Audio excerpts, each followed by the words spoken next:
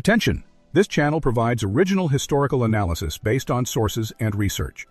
We do not simply recount events, we analyze their causes and consequences, explaining them through original narration, editing, and visual diagrams. A list of sources is included in the description. Enjoy watching.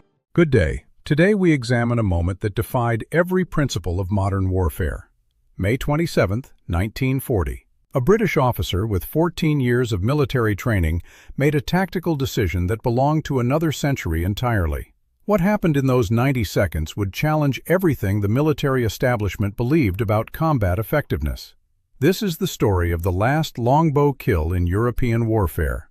May 27, 1940, 0742 hours. A British captain crouches behind a stone wall near L'Épinette, France, watching 5 German soldiers advance through morning fog.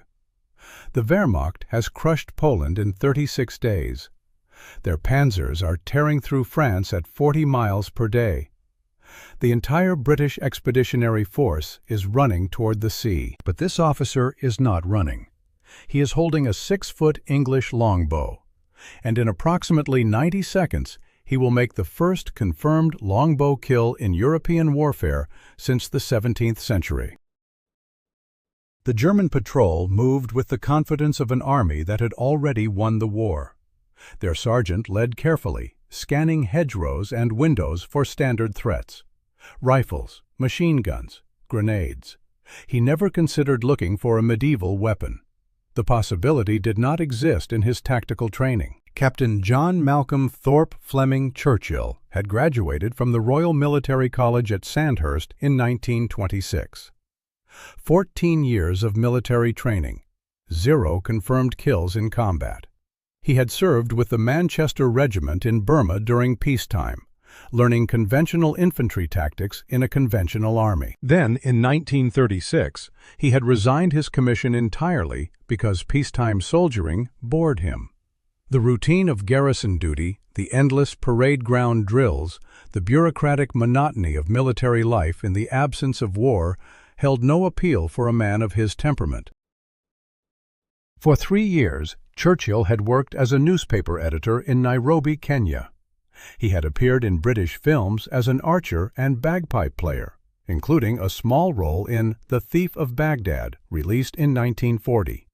He had ridden motorcycles 1,500 miles across Burma and India, once crashing into a water buffalo on a rural road. When war erupted in September 1939, he immediately rejoined his regiment. But he did not return as a conventional officer. He brought equipment that raised serious questions about his mental stability among the regimental staff. He brought his longbow, the same weapon he had used 11 months earlier at the World Archery Championships in Oslo, Norway, in July 1939. He had placed 26th out of 63 competitors from 14 nations, not a champion, but skilled enough to put an arrow through a playing card at 50 yards, skilled enough to kill a man before that man heard the shot. The British Army had no regulation covering officers who wished to carry medieval weapons into battle against panzer divisions equipped with 88mm guns. His fellow officers considered him eccentric at best, mentally unstable at worst. His commanding officers viewed him as a potential liability who might endanger his men through theatrical gestures. Churchill did not care what any of them thought. He had studied military history extensively during his years outside the service. He understood that modern rifles outperformed longbows at long range. He knew a Mauser K98K could fire 15 rounds per minute, while a longbow might lose 10 arrows in the same time period. But he also understood something the tacticians in London had forgotten in their focus on firepower metrics and range tables. In close combat, psychological warfare mattered as much as raw firepower. A man who could kill silently, invisibly, with a weapon from another age, possessed an advantage that no amount of modern technology could replicate. The German patrol closed to 30 yards. Churchill could see the sergeant's careful movements, the way he checked corners and maintained tactical spacing between his men. A veteran, probably a man who had fought through the Polish campaign just 8 months earlier in September 1939, when the Wehrmacht had demonstrated the devastating effectiveness of combined arms warfare. Churchill drew the bowstring back to his ear. The yew-wood creaked under 70 pounds of tension. His fingers found the familiar anchor position on the string, the same position he had practiced 10,000 times on archery ranges across Europe. The muscle memory was absolute. He had made this exact shot countless times at targets, straw butts at measured distances, paper targets marked with scoring rings. He had competed against the best archers in Europe just months before the war began.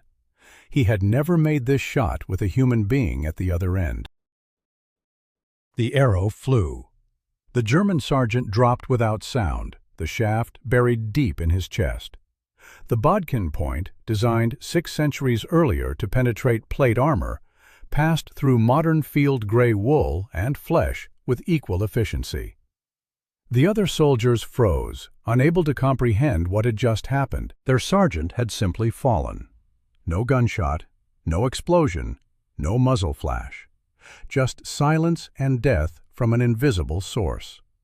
Their training had not prepared them for this scenario. Churchill was already knocking his second arrow. The remaining Germans scattered, seeking cover behind walls and trees, trying to understand the threat. They were trained to fight against rifles and grenades and machine guns. They had tactical doctrine for those weapons. They had no training for this. The confusion bought Churchill's company precious seconds. In modern warfare, seconds determined whether positions held or collapsed. The British troops used those seconds to withdraw in good order, maintaining cohesion while falling back toward the next defensive line. By 07:45 hours, the engagement was over. Churchill's company had covered the retreat of their battalion. The Germans had lost their patrol leader and withdrawn to regroup and assess the situation. And one British officer had proven that 6 centuries of military evolution had not made individual courage obsolete. The Battle of France would end in catastrophic defeat for the Allies. Between May 26 and June 4, 1940, the Royal Navy evacuated 338,000 British and French soldiers from the beaches of Dunkirk in Operation Dynamo. Most left behind their weapons, their vehicles, their equipment, and their confidence in British military capabilities. They returned home expecting German invasion within weeks. The Home Guard was formed from civilians. Coastal defenses were hastily constructed. Britain stood alone against Nazi Germany with an army that had lost most of its heavy weapons on French soil. Jack Churchill came home with his bow, his sword, and his bagpipes. He had killed enemy soldiers with weapons that belonged in museums. He had covered his men's retreat while the army collapsed around him. His unconventional approach had worked when conventional tactics had failed catastrophically, and he was just getting started. Within months, he would volunteer for a new unit being formed in secret by the War Office. They called themselves the Commandos. The training would be brutal beyond anything the British Army had ever attempted. The missions would be suicidal raids into Nazi-occupied territory with minimal support and high expected casualties. Churchill requested permission to bring his medieval arsenal on operations. The Commandos, desperate for men with proven combat experience and unconventional thinking, said yes. They recognized that modern warfare still had room for ancient methods when applied with intelligence and courage. The man who had made the last longbow kill in European warfare was about to prove that swords and bagpipes could be just as effective as grenades and submachine guns in the right hands and the right circumstances. Write in the comments what city you are from and subscribe to the channel. This is the best support. And we move forward. The British Commandos were born from desperation and strategic necessity. In June 1940, Britain stood alone against Nazi Germany. The army had abandoned most of its heavy equipment on the beaches of Dunkirk during the evacuation. German invasion seemed not just possible, but probable. Prime Minister Winston Churchill, no relation to Jack Churchill, demanded a force that could strike back at the enemy, even if only to prove Britain was still fighting and capable of offensive action. The concept was brutally simple in design, but extraordinarily difficult in execution. Small teams of elite soldiers would raid the coastlines of occupied Europe under cover of darkness. They would destroy German facilities, eliminate enemy soldiers, gather intelligence on defenses and troop movements, and disappear before reinforcements could arrive. The missions would be suicidal by conventional military standards. The training would be harder than anything the British Army had ever attempted. Volunteers only. No conscripts would be accepted. Jack Churchill volunteered immediately upon hearing about the new formation. He joined No. 3 Commando in late 1940 and attacked the training program with the same relentless intensity he brought to everything in his life. The Commandos trained in the Scottish Highlands around Archery Castle, a remote location chosen specifically for its brutal terrain and isolation from civilian observation. They marched 30 miles per day, carrying full combat equipment weighing over 60 pounds.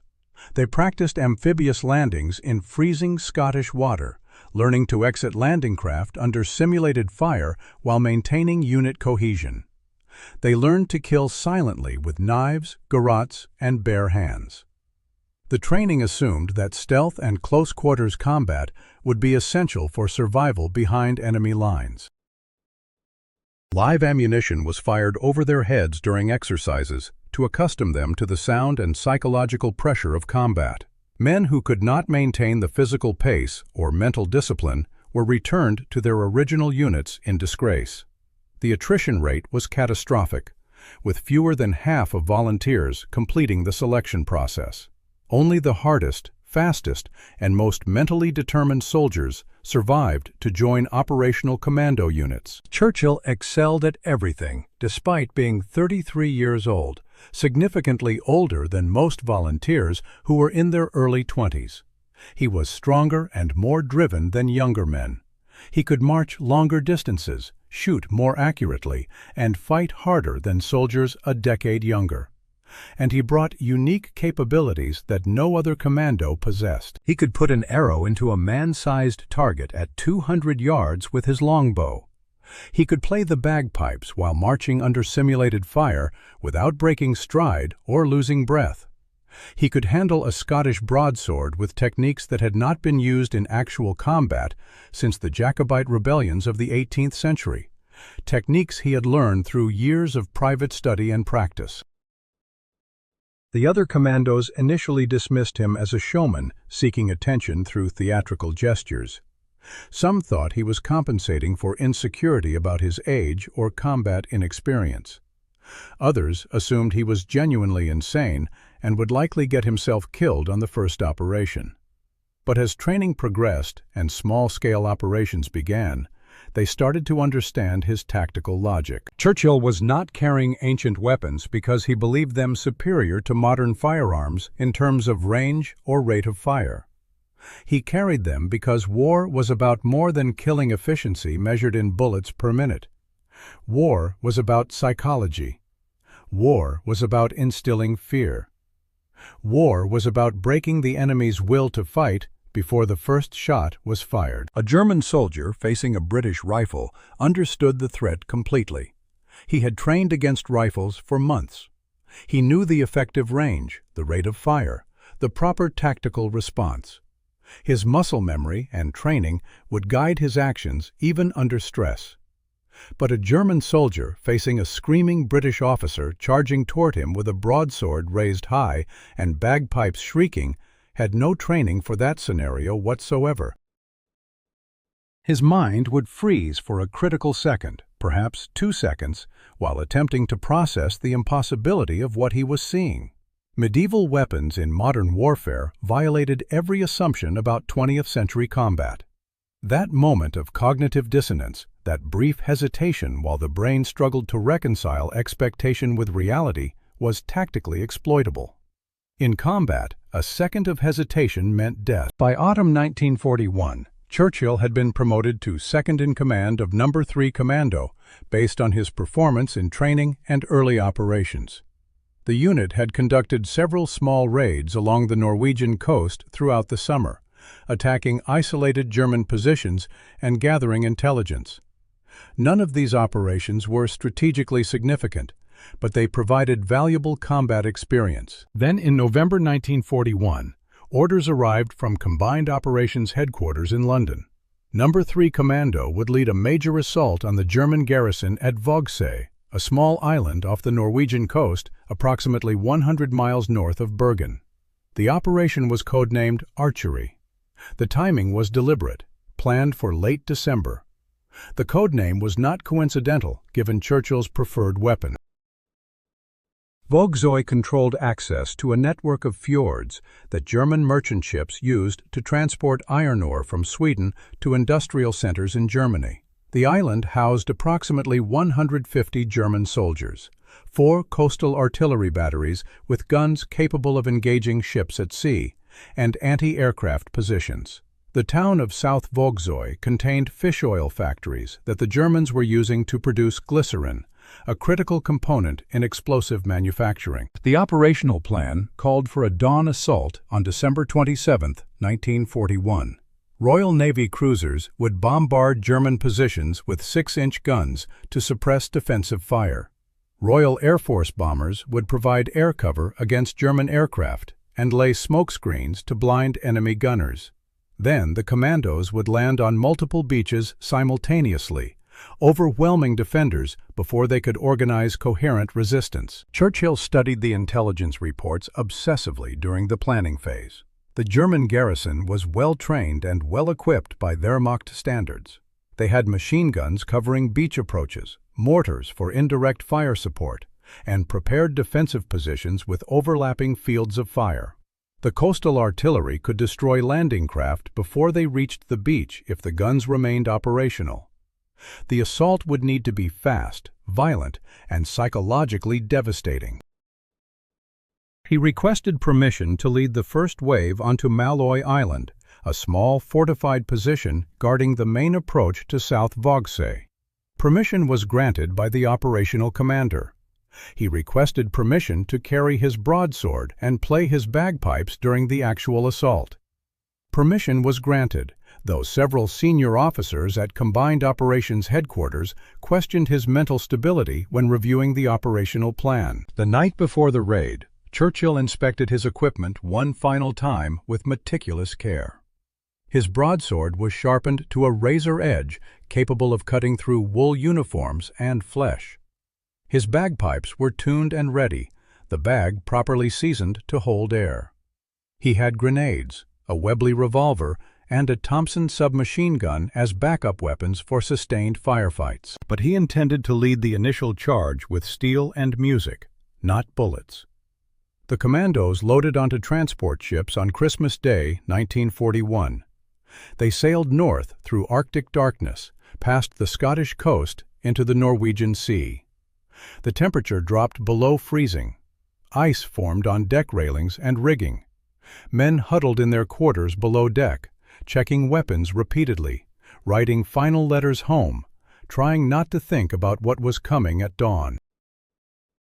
Churchill spent the voyage studying maps and rehearsing hand signals with his men. He had 105 commandos under his direct command for the Malloy Island assault. Their objective was to neutralize the German shore battery on Malloy Island within 10 minutes of landing. If they failed, if those guns remained operational, the entire operation would collapse. German artillery would destroy the landing craft carrying follow-on waves. Hundreds of British soldiers would die in the freezing water before reaching shore. At 0845 hours on December 27, 1941, the landing craft carrying Jack Churchill and 105 commandos approached Malloy Island through a curtain of artificial smoke. Royal Air Force Hampton bombers had dropped smoke canisters along the shoreline minutes earlier to blind German gunners and obscure the approach of the assault force. The cruiser HMS Kenya was firing 6-inch salvos at the German shore battery, her main guns thundering across the fjord with a sound that echoed off the mountains surrounding the narrow waterway. Explosions lit the Norwegian coast in brilliant flashes of orange and white. Each shell impact sent debris and smoke hundreds of feet into the winter air. Churchill stood in the bow of the lead landing craft, completely exposed to enemy fire. The other commandos crouched behind steel gunnels, seeking whatever protection the thin metal could provide against bullets and shrapnel. But their commander remained standing upright. He had his bagpipes inflated and ready to play. The shore was 200 yards away, then 150, then 100. German machine gun fire began raking the water around the approaching craft, despite the smokescreen and naval bombardment. Bullets sparked off the steel ramps at the front of the landing craft. Men pressed lower against the deck, gripping their weapons with white knuckles, waiting for the moment when the ramp would drop and they would charge into whatever defensive fire waited on that beach. At precisely 0848 hours, Churchill's landing craft struck the rocky shore with a grinding impact that threw men forward against the internal framework. The ramp dropped with a metallic crash, chains rattling. Before any of his men could move toward the exit, before the first commando could step onto Norwegian soil, Churchill stepped forward into the freezing surf and began playing The March of the Cameron Men. The sound of bagpipes cut through explosions and gunfire like a blade through cloth.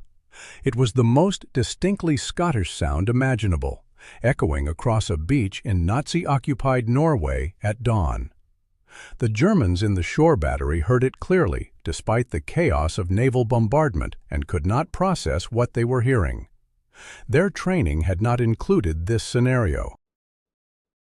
They had trained extensively to fight British infantry armed with rifles and grenades. They had tactical doctrine for defending against amphibious assaults. They understood how to use interlocking fields of fire and prepared positions to maximize defensive effectiveness. They had not trained to fight a British officer playing traditional Scottish music while walking calmly toward their positions through a storm of bullets and artillery fire as if on a parade ground. Churchill finished the march without rushing the tempo or missing a note. He set down his bagpipes carefully on the beach above the waterline, pulled a Mills bomb grenade from his belt, removed the pin, and hurled it at the nearest German machine gun nest with practiced accuracy. The explosion silenced the gun. Then he drew his broadsword from its scabbard and charged up the slope toward the German positions, screaming at his men to follow. The commandos surged forward behind him in a coordinated rush, firing Thompson submachine guns and Lee Enfield rifles at visible targets. The Germans tried to respond with organized defensive fire, but they were disorganized and confused, still trying to understand what was happening. Their tactical training and mental preparation had not accounted for attackers led by an officer with a medieval sword. The assault on Malloy Island took less than 10 minutes from the moment the first commando stepped onto the beach. Churchill led his men through the German positions systematically, clearing bunkers and gun emplacements one by one using grenades and close-quarters combat. The 4 coastal artillery batteries were destroyed with explosive charges placed by demolition teams. The anti-aircraft positions were overrun before they could effectively engage the RAF bombers overhead. The German commander was captured, along with 15 of his soldiers, who surrendered when their positions became untenable. Those Germans who attempted to continue resistance were killed in the fighting. Those who surrendered immediately were bound with rope and moved to the beach for eventual evacuation to Britain as prisoners of war. Churchill was everywhere during the assault, appearing at the front of every attack, sword in hand, directing his men with shouts and hand gestures. By 0900 hours, exactly 15 minutes after the initial landing, Malloy Island was secure. The Union Jack was raised over the German command post. Churchill received a radio message from the main assault force attacking the town of South Vogsoy across the narrow strait. They were meeting heavy resistance beyond what intelligence reports had predicted. German reinforcements had arrived during the night, increasing the garrison strength. Street fighting had broken out in the town center. Churchill gathered his remaining men, approximately 90 commandos after accounting for casualties during the Malloy assault. and commandeered a landing craft to cross the narrow strait to South Vogsay. He arrived to find a chaotic urban battle in progress. German snipers were firing from windows and rooftops with excellent fields of fire down the main streets. Machine gun nests covered key intersections and approach routes. British commandos were pinned down behind stone walls and inside buildings, unable to advance without taking catastrophic casualties. Lieutenant Colonel John Durnford Slater, commanding the main assault force of approximately 200 commandos, urgently needed Churchill's men to break the tactical stalemate. Churchill deployed his commandos into the fight immediately, without pausing to rest after the Malloy assault. He personally led a flanking attack down a side street parallel to the main German defensive line, sword drawn, moving from cover to cover with the practiced efficiency of a man who had studied close-quarters combat extensively. The Germans fell back under pressure from multiple directions simultaneously, unable to hold defensive positions against attackers who showed no fear and no hesitation in their advance. The arrival of Churchill's fresh troops disrupted the German defensive coordination. The battle for South Vogsay continued until mid-afternoon as winter daylight began to fade. The commandos systematically cleared the town building by building, room by room, using grenades and automatic weapons fire. They destroyed the fish oil factories with demolition charges, completely denying the Germans a valuable source of glycerin used in explosive manufacturing. They captured German documents and codebooks that would provide intelligence value for weeks. They took over 100 German prisoners who were evacuated to Britain for interrogation. The victory came at a measurable price in British casualties. 17 British commandos were killed in the fighting across both Malloy Island and South Vogsay. 53 more were wounded seriously enough to require medical evacuation. But the raid accomplished everything it was designed to achieve, and more. The strategic objectives had been met. Churchill emerged from the battle without a scratch, despite spending hours in the most dangerous positions. His broadsword had blood on it from close-quarters fighting. His bagpipes were undamaged and still playable. His reputation among the commandos was established beyond any question. The raid on Vogsay was recognized as the first major commando success of the war.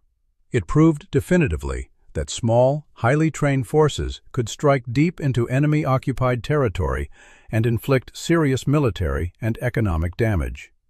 It demonstrated that aggressive tactics and psychological warfare could overcome fortified positions and superior numbers when applied with skill and determination. And it proved that Jack Churchill's medieval methods were not the madness of an eccentric officer.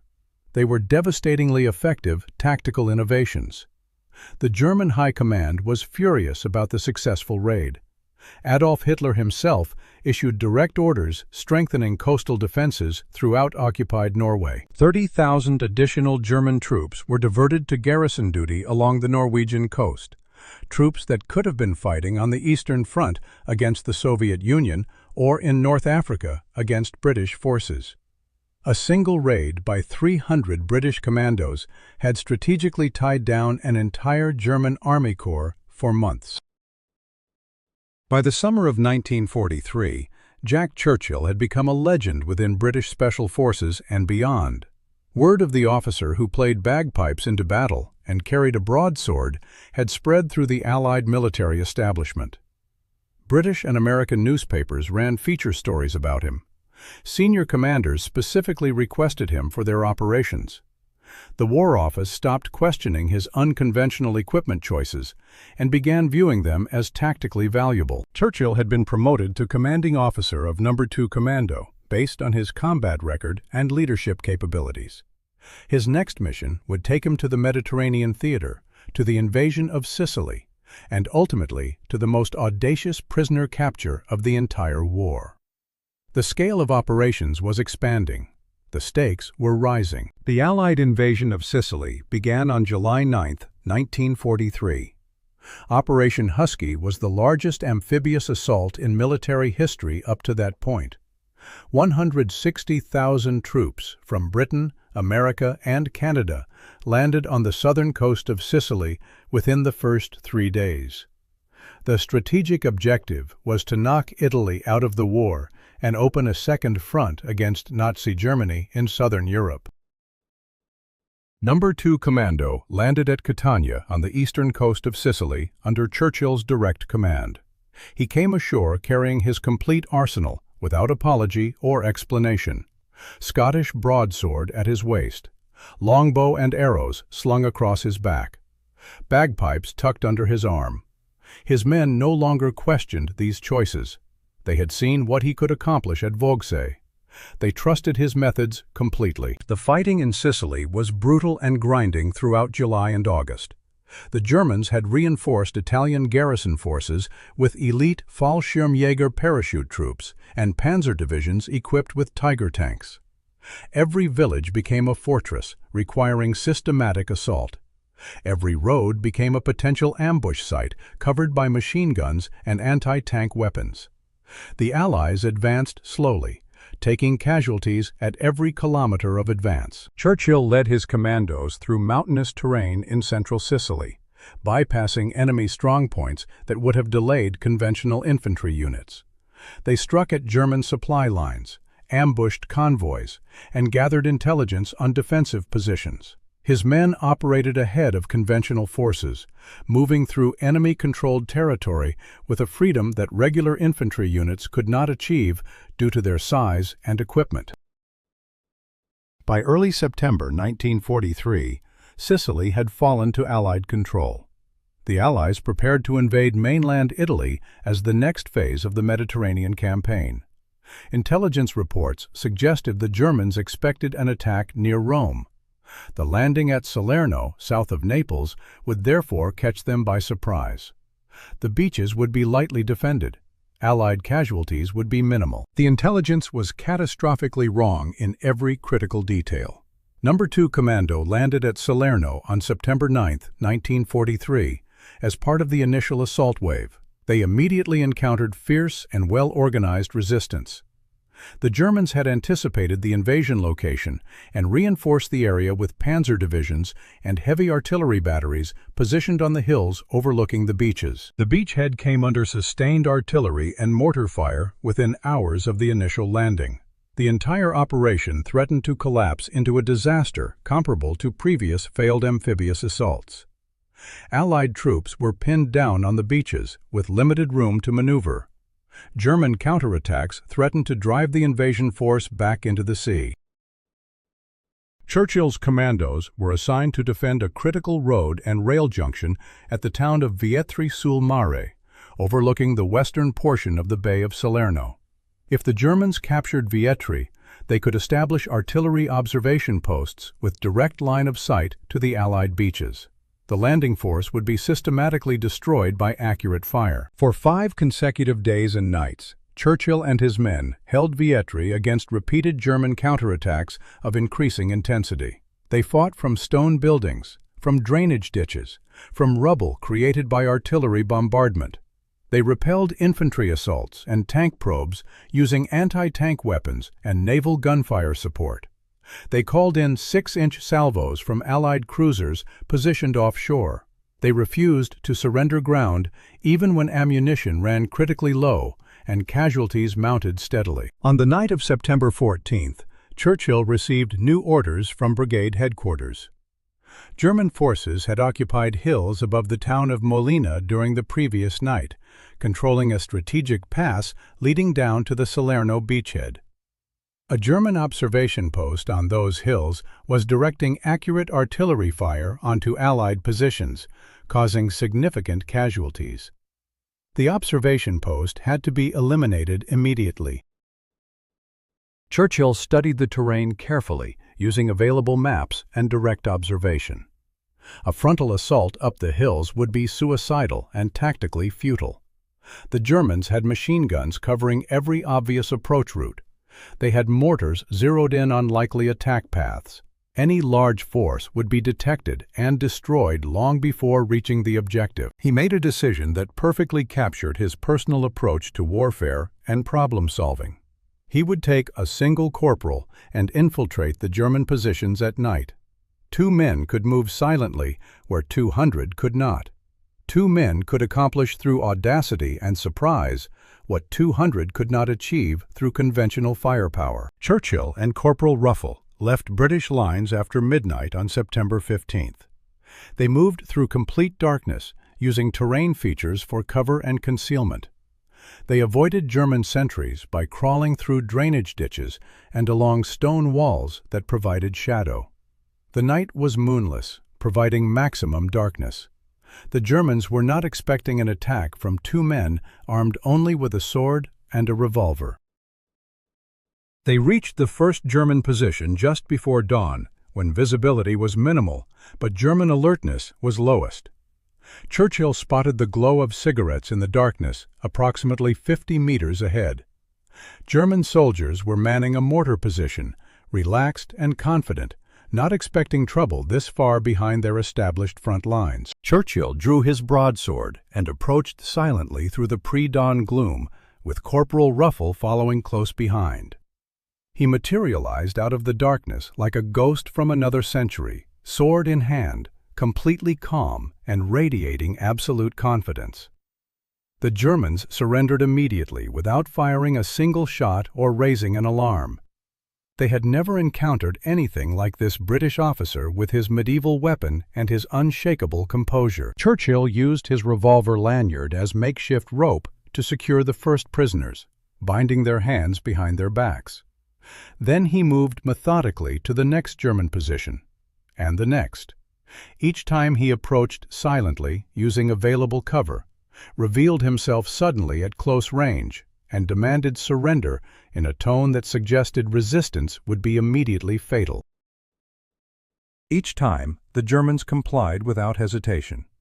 They were too shocked to fight back, too confused to organize any resistance, too psychologically unnerved by the sheer impossibility of what they were witnessing to react effectively. By dawn on September 15th, Churchill and Corporal Ruffle had captured 42 German soldiers and an entire mortar squad without firing a single shot that would have alerted other German units in the area. By the spring of 1944, Jack Churchill's reputation had spread far beyond British military circles into enemy intelligence networks.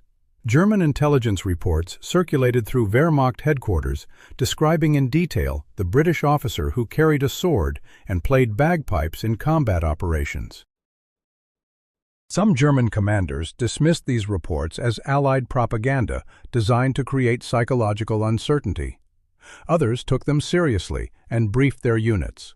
All of them underestimated what Churchill was actually capable of accomplishing in the field. Yugoslavia had become one of the most savage and unforgiving theaters of the entire war by 1944. German occupation forces controlled major cities and primary road networks through overwhelming firepower. Communist partisans under Josip Broz Tito dominated the mountains and forests through guerrilla tactics and local knowledge. The fighting was merciless on both sides. Prisoners were rarely taken by either combatant. Entire villages were systematically destroyed in German reprisal attacks following partisan ambushes. The British government decided to support Tito's partisan forces with weapons, supplies, and experienced military advisors despite Tito's communist ideology. The strategic calculation was simple. Any force fighting Germans diverted German resources from other fronts. The Commandos would provide direct combat support and training for partisan operations against German occupation forces throughout the Balkans. Churchill and No. 2 Commando were transferred to the Adriatic island of Vis in April 1944. The island served as a staging base for British operations along the Dalmatian coast. From Vis, they would launch raids against German positions, supply depots, and communication lines. Churchill studied partisan tactics extensively, learned the mountainous terrain through direct reconnaissance, and planned combined operations against German supply lines. The partisans were impressed by his personal aggression and his willingness to fight alongside them as an equal rather than as a distant British advisor. In May 1944, Churchill received operational orders to capture the German-held island of Brach, located in the central Dalmatian archipelago. The island controlled vital shipping lanes along the coast that German vessels used for transporting supplies and reinforcements. A German garrison of several hundred soldiers held fortified positions on the high ground overlooking all potential landing beaches. Taking Brach would require a major combined assault with significant forces. Churchill assembled his available force over several days. He had 43 commandos from No. 43 Commando, a reinforced troop from No. 40 Commando, and approximately 1,500 Yugoslav partisans committed to the operation. It was a mixed force with vastly different capabilities and training standards. The British commandos were highly trained professionals with years of combat experience. The partisans were brave and motivated, but poorly equipped with captured weapons and loosely disciplined by Western military standards. The landing on Brach was unopposed on the night of May 2, 1944. The Germans had tactically withdrawn from the exposed beaches to prepare defensive positions in the hills, where they held terrain advantage. Churchill expected the partisans to advance immediately toward German positions under cover of darkness to maintain tactical surprise.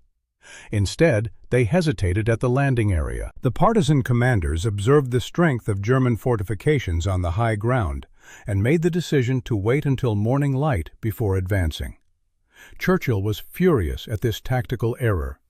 Every hour of delay gave the Germans time to reinforce their positions, time to prepare interlocking fields of fire, time to call for support from German garrisons on the mainland. But he could not force the partisans to attack against their commander's wishes. He had to wait through the long night, knowing that the element of surprise had been completely lost. The assault began the following morning of May 3rd, with the partisans still refusing to advance. No. 43 Commando launched a flanking attack on German positions from the northern approach, while Churchill personally led elements from No. 40 Commando in a direct frontal assault up the main slope. The partisans remained at the landing area, providing no fire support whatsoever despite their numerical superiority. Churchill and his commandos were effectively on their own against a prepared and alert enemy in fortified positions.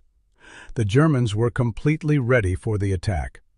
Machine gun fire swept the approaches to the hilltop positions with overlapping fields of fire.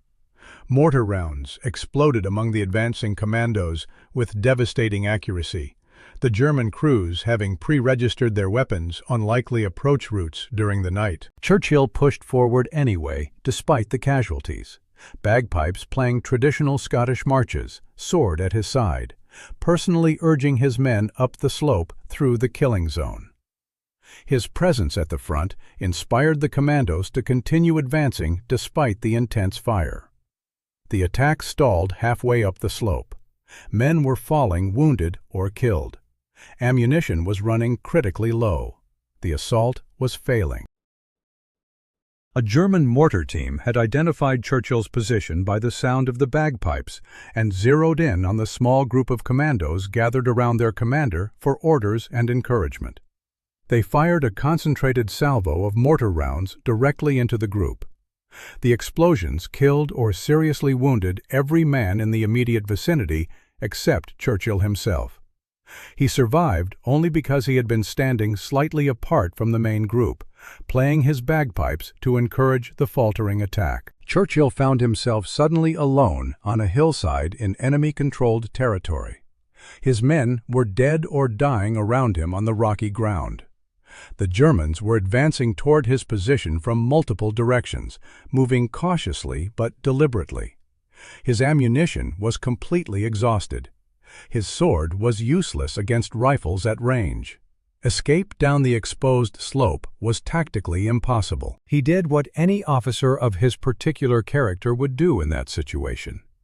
He sat down calmly on a large rock, picked up his bagpipes from where he had set them down, and began playing "Will Ye No Come Back Again." It was a traditional Scottish lament, a song of farewell and longing, a final act of defiance against an enemy that had finally caught him after years of combat. The German soldiers approached cautiously, their weapons trained on this lone British officer. They could not believe what they were witnessing. A British officer, surrounded by the bodies of his men, calmly playing music while they pointed rifles at him from every direction. They did not shoot immediately. They were too confused by the scene, too curious about this strange enemy, perhaps too respectful of a man who faced certain death with such extraordinary composure and dignity. A German soldier threw a stick grenade that exploded near Churchill, the concussion knocking him unconscious. When he regained consciousness minutes later, his hands were bound behind his back. He was a prisoner of war for the first time in his military career. The Germans transported Churchill to Berlin for interrogation by military intelligence. They were convinced that anyone with the surname Churchill must be related to British Prime Minister Winston Churchill. They flew him to the German capital under heavy guard, hoping to extract valuable intelligence about Allied invasion plans for France and strategic operations throughout Europe. They were disappointed on every level. Jack Churchill had no family connection to Winston Churchill beyond sharing a relatively common British surname. He was not privy to strategic secrets or high-level planning. He knew nothing about Operation Overlord or the planned invasion of Normandy. He was simply a commando officer who preferred swords and bagpipes to conventional weapons. After extensive interrogation produced no useful intelligence, the Germans sent him to Sachsenhausen concentration camp north of Berlin. He was placed in Sonderlager A, a special compound reserved for prominent prisoners who might have value as hostages in future negotiations. For most men imprisoned at Sachsenhausen, arrival at the camp meant the end. For Jack Churchill, it was merely a temporary inconvenience to be overcome. Sachsenhausen concentration camp was not designed to hold men like Jack Churchill. The camp housed political prisoners, resistance fighters, and enemies of the Nazi state in conditions designed to break human will. Most inmates spent their days in forced labor, slowly starving under brutal conditions imposed by SS guards. Many never left the camp alive. The guards expected complete obedience, gradual despair, and eventual death from their prisoners through disease, starvation, or execution. Churchill gave them none of these things from the moment of his arrival. He was placed in Sonderlager A, a special compound reserved for prominent prisoners who might have value as hostages or bargaining chips in future negotiations with the Allies. His fellow inmates included diplomats, politicians, military officers, and suspected relatives of Allied leaders. Among them were 3 Royal Air Force officers who had participated in the Great Escape from Stalag Luft III in March 1944. 50 of their comrades had been executed by the Gestapo after that mass escape in direct violation of the Geneva Convention regarding treatment of prisoners of war. These 3 RAF officers had survived only because they were considered potentially valuable for prisoner exchanges. They lived with the knowledge that their friends had been murdered while they remained alive through calculated German policy. Churchill immediately began planning his own escape within days of arrival. He was not a man who accepted captivity passively. He studied the camp layout systematically, guard rotation schedules, fence lines and their construction, watchtower positions, and fields of observation. He identified weaknesses in the perimeter security that could be exploited. He recruited allies among fellow prisoners who possessed useful skills. Within weeks of his arrival in summer 1944, he had developed a workable escape plan. The prisoners in Sonderlager A had limited but regular access to a small garden area near the perimeter fence where they were permitted to grow vegetables. Churchill and his conspirators began digging a tunnel from a drainage ditch in the garden, working exclusively at night when guard visibility was minimal. They concealed excavated dirt under piles of compost and garden waste. They used spoons, pieces of metal scavenged from around the camp, and their bare hands to claw through the earth meter by meter. The tunnel extended 110 meters in total length, passing under the electrified perimeter fence and emerging in a wooded area beyond the camp perimeter where escapees could find immediate cover. The digging took months of patient, dangerous work conducted in absolute silence. Discovery at any point would mean immediate execution without trial for everyone involved in the conspiracy. On September 23, 1944, Churchill and 4 other British officers crawled through the completed tunnel to freedom in the middle of the night. They emerged into darkness beyond Sachsenhausen's perimeter and scattered into the German countryside according to their prearranged plan, which called for escapees to separate into small groups to reduce the chance of all being captured together. Churchill paired with squadron leader Bertram James, one of the great escape survivors who possessed extensive experience in evasion tactics. Their objective was to walk north to the Baltic coast, approximately 200 kilometers distant, and find a fishing boat they could steal or persuade to take them to neutral Sweden. For 2 weeks, Churchill and James moved through Nazi Germany on foot, living like fugitives in their own war. They traveled exclusively at night, using stars for navigation, and hid during daylight hours in forests, abandoned buildings, and drainage culverts. They stole vegetables from fields and drank from streams. They avoided roads, towns, and anywhere Germans might notice 2 ragged men who spoke no German and had no identification papers or plausible explanation for their presence. The weather was turning cold as autumn deepened into early October. Their clothing was inadequate for the dropping temperatures. They had no maps, no compass, no supplies beyond what they could steal from unguarded farms. But they kept moving north, always north, toward the Baltic Sea and the possibility of reaching neutral Sweden, where they would be interned but safe. They made it to within a few kilometers of the Baltic coast, near the town of Rostock, before their extraordinary luck expired. A German patrol conducting routine security checks spotted them walking along a rural road at dawn and demanded identification papers. Churchill and James had none. They were immediately arrested, interrogated by local military police, and quickly identified as escaped prisoners from Sachsenhausen through communication with camp authorities. The Germans did not return them to Sachsenhausen concentration camp. Instead, Churchill was transferred to a prisoner of war camp in Austria, deep in the Alps, far from any Allied lines or possibility of liberation. The war was clearly turning against Germany by late 1944. The Soviets were advancing rapidly from the east through Poland. The Allies were pushing through France toward the Rhine after the successful Normandy invasion. But for a prisoner in an Austrian mountain camp, surrounded by peaks and guarded by desperate men, liberation seemed impossibly distant. Churchill spent the winter of 1944 to 1945 as a prisoner of war, watching as Germany collapsed around him through fragments of news. Allied bombers flew overhead daily on their way to targets deeper in Germany. News filtered in through guards and new prisoners about Soviet advances, about the fall of Berlin to Soviet forces, about Hitler's increasingly desperate and irrational orders to non-existent armies. The guards became nervous and uncertain, increasingly aware they might soon face justice for their actions as camp administrators and guards. In late April 1945, as the war entered its final days, Churchill and approximately 140 other prominent prisoners were transferred from Austria to the Tyrol region of northern Italy. The SS planned to use them as hostages in negotiations with rapidly advancing Allied forces converging on Germany from multiple directions. The prisoners were marched through mountain passes under heavy guard, uncertain whether they would be released in a negotiated exchange or simply executed to prevent their liberation.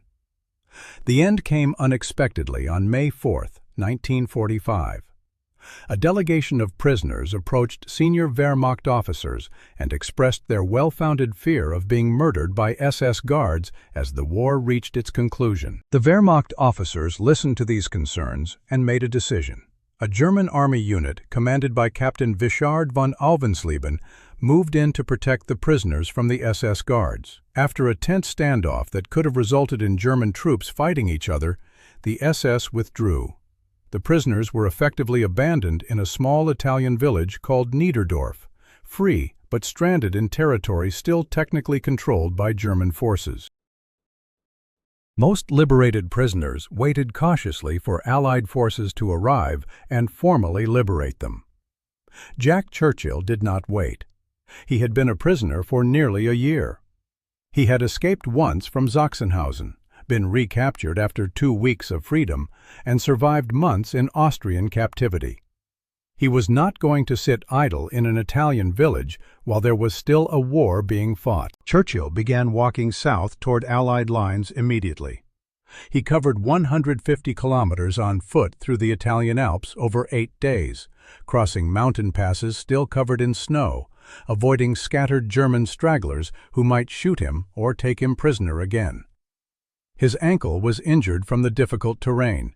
He had no food, no weapons, no identification papers to prove who he was. After 8 days of walking, he reached the city of Verona and encountered an American armored reconnaissance unit conducting security patrols. The Americans did not know what to make of the ragged British officer who appeared out of the mountains, claiming to be a commando lieutenant colonel. Churchill had no documents, no uniform insignia, nothing to prove his identity or rank. He convinced them through sheer force of personality, through the authority in his voice, through the detailed stories he told that could only come from genuine experience. The Americans sent him back to Britain through military channels. Churchill arrived home in May 1945, just as the war in Europe was officially ending with Germany's unconditional surrender. Germany had surrendered on May 8, 1945. The concentration camps were being liberated.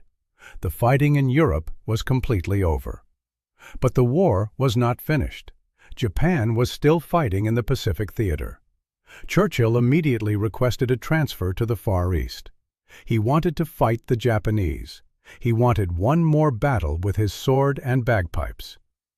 Then 2 atomic bombs dropped on Hiroshima and Nagasaki changed everything, and the war ended before Churchill could reach the Pacific Theater. Jack Churchill's war ended not with a final charge, but with the sudden silence that followed 2 atomic explosions. He had survived battles across 4 theaters of war, escaped from a concentration camp, and walked 150 kilometers through enemy territory to freedom. His methods belonged to another century, but they proved effective in the most modern war in history. Thank you for watching. If you found this story valuable, please subscribe to the channel. We continue to uncover forgotten histories that deserve to be remembered.